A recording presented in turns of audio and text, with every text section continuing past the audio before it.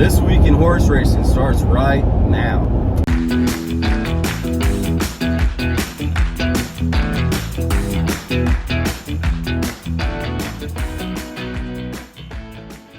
Alright, what's going on? New viewers, returning viewers, potential subscribers, possibly you. We're just going to go over this week what happened this past weekend down in Gulfstream Park. Philly and Meriturf, Regal Glory dominated that race. In the Pegasus Cup turf, my boy Colonel Liam showed up. We were hoping to get a price in there for that pick six, but man, he just ran really good. Never Surprised ran second, ran a good race, and Space Traveler came in third in that race. Didn't have Space Traveler on the ticket to win. And also, I didn't even realize, and whenever I made my pick six ticket, on the second leg, I believe it was race 8, there was 3 pages on the Equibase past performance sheet, and I only saw 2. So whenever I handicapped the race, I only saw 1 through, I believe it was 7 horses or 6 horses, something like that. So I only made my selections from those 2 pages, and whenever I finally printed it all out, like right before I left to the track to go place my bets, I saw that there was a 3rd page, and I was like, what the? I started freaking out. I was like, oh man, like that's not what I handicapped off of.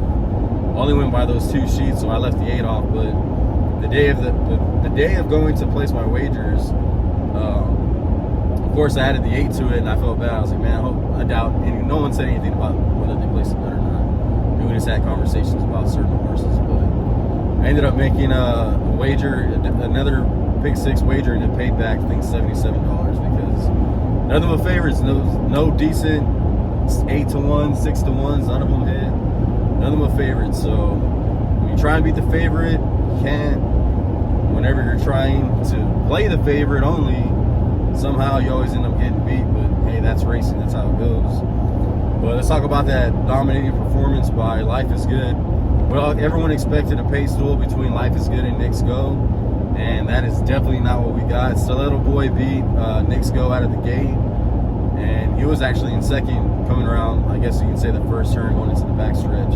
But man, Life is Good, like, he's really good, like super good. I don't know, the only horse I can probably see him giving him competition is going to probably be Flightline. We'll see how that goes. See what path they decide to go with Flightline coming up for this year.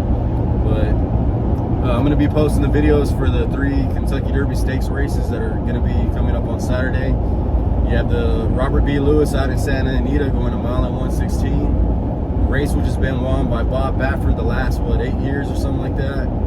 So whatever runners he sends out, we're going to try and beat him with a price, because I don't even know how big these fields are going to be out in Santa Anita. And then we also have the Withers in the Big A and Aqueduct going a mile and an 1/8. I believe Connoisseur, however you want to pronounce it, is going to be returning in that race. And then we have the Holy Bull down in Gulfstream Parks, another grade 3 Kentucky Derby prep race, going a mile and 1/8. So we'll be handicapping those 3 races coming up. Hopefully they'll all be posted by Thursday night. So make sure to like and subscribe, ring that bell for notifications, and leave comments on the videos that I post. And let's have a good week going into the weekend, and let's crush these races coming up on Saturday. I'll see you on the next video.